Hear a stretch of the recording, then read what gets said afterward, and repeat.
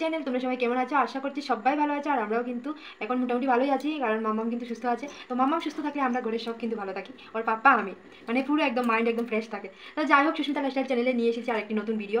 আর আজকে তো 2 অক্টোবর, আজকে হচ্ছে মহালয়া। কিন্তু আমাদের মানে কি বলবো, মহালয়া কাটিয়েছি আমরা সকাল 8টা পর্যন্ত ঘুমিয়েছি। এখানে মহালয়ার কোনো লাড়া শব্দ নেই। বাড়িতে যদি থাকতাম তাও হয়তো একটু একটু মানে মহালয়ার ইয়ে থাকতো আর কি। ছোটোবেলার কথা কিন্তু খুব বেশি করে আমার মনে পড়ছিল আজ, কারণ ছোটোবেলা না মহালয়া হলে 2 দিন আগে থেকে এত আনন্দ হতো যে বলতাম মাকে, মা মহালয়া তো চলে এসেছে, সকাল সকাল উঠবো, মহালয়া দেখবো। কিন্তু এই দিনগুলো না কেমন একটা জানি মনে হয় মানে চলে গেছে, আর এই দিনগুলো আর ফিরে আসবে না আমার জীবনে। আর কি বলবো, ছোটোবেলার মতো কোনো আনন্দই পাই না আর কি মহালয়া বলে। আর বাড়িতে থাকলেও ঠিক এমনটাই, কিন্তু তাও এখানে যে আছি মানে কোনো একটা মহালয়ার কোনো লাড়া শব্দ নেই। তবুও যদি বাড়িতে থাকতাম হয়তো একটু একটু সবের মুখে শুনতাম এই না যে কাল মহালয়া এইসব কিছু। তো যাই হোক, সকাল 8টা পর্যন্ত ঘুমিয়েছি, আজকের মহালয়াটা আমরা এইভাবেই কাটিয়েছি। আর তোমাদের কিন্তু মহালয়াটা কেমন কাটিয়েছে কিন্তু অবশ্যই কমেন্ট করে জানাবে। তো চলো, আজকের ভিডিওটা আমি এখান থেকে শুরু করছি, তোমাদের অবশ্যই ভিডিওটি ভালো লাগবে। আর হ্যাঁ, ভিডিওটা কিন্তু কন্টিনিউ দেখতে থাকো। আমরা কেন বাড়ি যাইনি পুজোতে, আর ছুটিও কেন পেলো না মাম্মামের পাপা, সব কিছু আজ এই ভিডিওতেই বলবো। তো চলো, এখন দেখো বিকেল বাজে 5টা, আর এখন কিন্তু সন্ধ্যা হয়নি, পুরো দেখো একদম রুদ্র হয়ে আছে। আর সামনের যে বিল্ডিংটা দেখো পুরো কিন্তু রুদ্রই। আর এইদিকে দেখো মাম্মাম কিন্তু দাঁড়িয়ে দাঁড়িয়ে এখানে খেলা করছে, আর আমি ওর পাশেই বসে আছি। প্রত্যেকদিন বিকালে না এভাবেই কিন্তু আমরা বিকেলটা কাটাই। মাম্মাম এখানে দাঁড়িয়ে দাঁড়িয়ে খেলে, বাইরটা একটু দেখে, আর আমি ওর পাশে বসে বসে থাকি। আর কি করবো বলো, বাইরেও তো কেউ নেই যে যাবো একটু বাইরে বেরিয়ে সবার সাথে কথা বলবো। সবাই তো চলে গেছে, তোমাদের তো বলেইছিলাম 1-2জন দিদি আছে, আর বাকি সব বাইরেই চলে গেছে আমাদের ইউনিটের আর কি। আর যা অন্যান্য ইউনিটের দ্বারা হয়তো রয়েছে, তাদের মানে কি বলবো, তাদের সাথে তো আমার এতটা পরিচয় নেই, যাবার কেউ না, এতটা বেরোয় না এখন, সবই হয়তো ব্যস্ত, তাই না? তো যাই হোক, এভাবেই আমরা বিকেলটা কাটিয়ে ফেলি, চলেও যায় টাইমটা। এতটা মানে ভুল হই না, কারণ মাম্মাম আছে তো, ও দুষ্টু করে ওর সাথে পিছিয়ে পিছিয়ে ছুটতেই আমার চলে যায়। তো দেখো মাম্মামের অবস্থাটা দেখতে পেরেছো, কতটা দুষ্টু হয়েছে।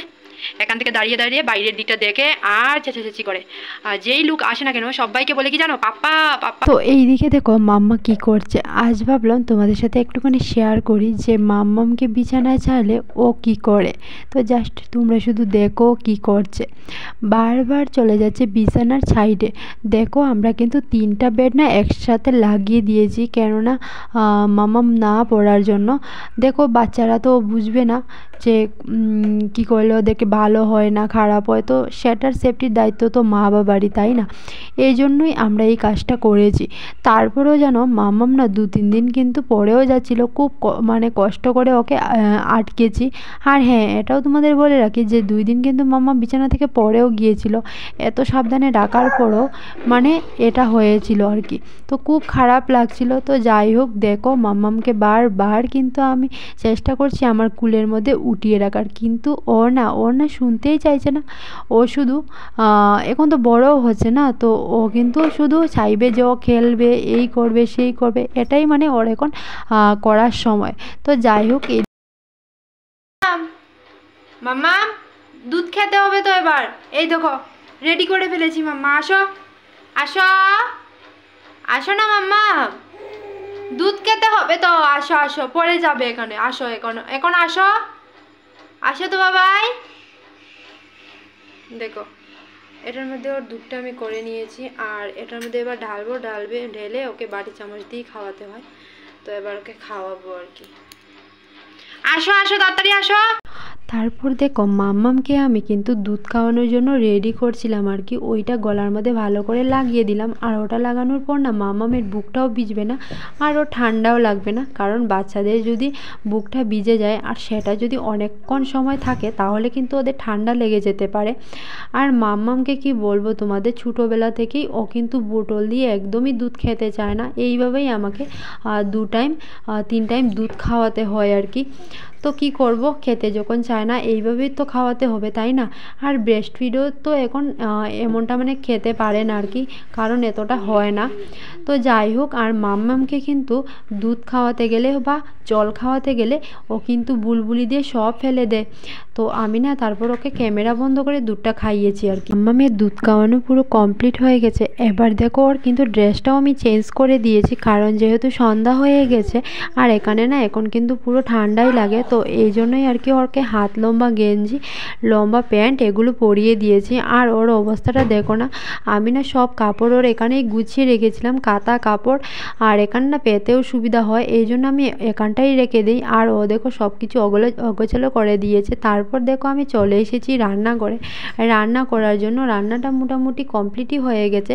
আর ভিডিও না এখন করছি কারণ মাম্মামকে নিয়ে কিন্তু সব কিছু দেখানোটা আমার সম্ভব হয় না।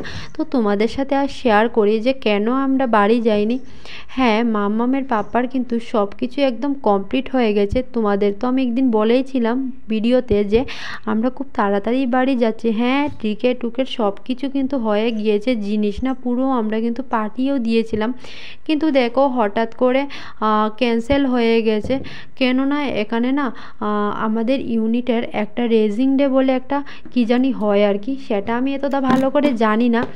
এই জন্যই আর কি মাম্মামের পাপা ছুটি পায়নি, বলল যে এর পরের মাসে তোমরা যাও। তো এই জন্যই আর কি আমাদের যাওয়া হয়নি, একদম ক্যান্সেল হয়ে গেছে যাওয়াটা। আর সবচেয়ে বড় কথা হচ্ছে আমাদের না খুব ইচ্ছে ছিল যে পুজোতে যাব, কারণ মাম্মামের পাপ্পা না যখন থেকে মানে চাকরিটা পেয়েছে তখন থেকে কিন্তু ও পূজা দেখছে না আর কি।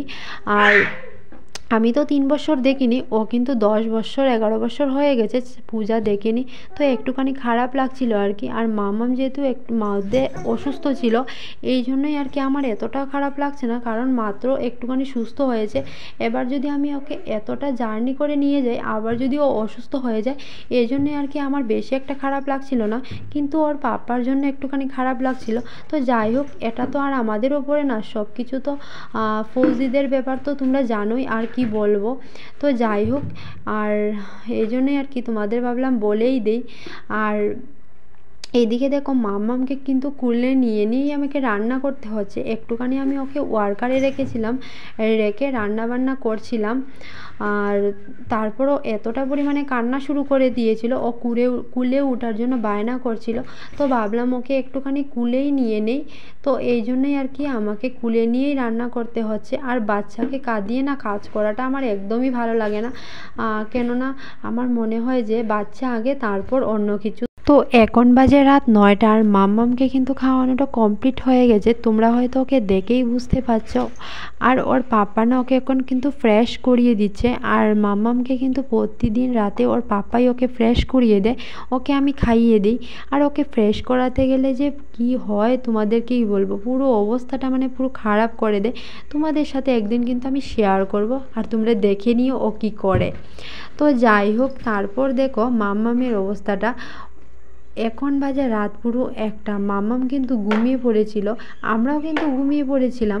আর হঠাৎ করেই না মাম্মাম ঘুম থেকে কেঁদে উঠেছে, ওঠার পর কিন্তু ও আর ঘুমোয়নি। আর ওর পাপার না পিঠে ভীষণ পরিমাণে যন্ত্রণা করছিল, আমাকে বলেছিল যে একটুখানি তেল লাগিয়ে দাও। যেই ও দেখেছে ওর পাপার পিঠে আমি তেল মালিশ করছি, ও কিন্তু নিজেই লেগে পড়েছে তেল মালিশ করতে। তো ভাবলাম এই মুহূর্তটা একটুখানি তোমাদের সাথে শেয়ার করি আর কি। আমি তো দেখে পুরো অবাক হয়ে গেছি, মানে আমার মেয়ে যে এতটা মানে বড় হয়ে গেছে আমি বুঝতেই